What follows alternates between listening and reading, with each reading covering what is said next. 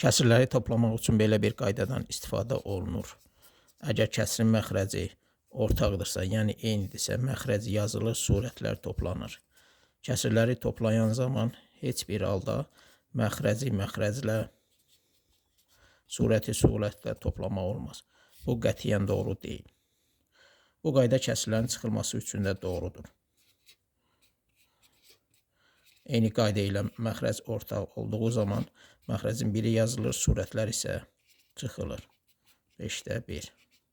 Burada da biz 4-də 3 almışdıq.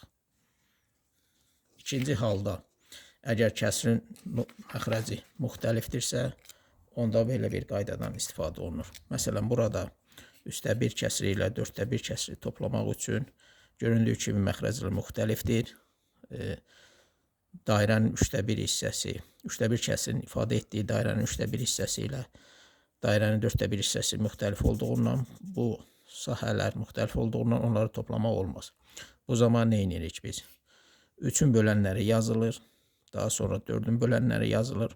Onlar içərisində ən kiçik ortaq bölünən tapılır və kəsirin əsas xassəsinə görə məxrəcləri 12 eləmək üçün birinci kəsirin surət məxrəcini 4-ə, ikinci kəsirin surət və məxrəcini biz 3-ə vururuq.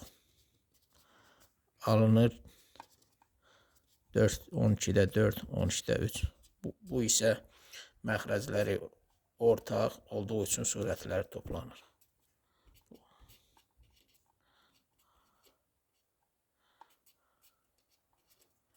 Kəsirlərin çıxılması da eyni qayda ilə yerinə yetirilir.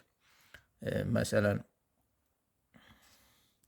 3-də 1-dən biz 4-də 1 çıxsaq, yenə də eyni qayda ilə ortaq məxrəcə gətirəndən sonra surətləri çıxırıq.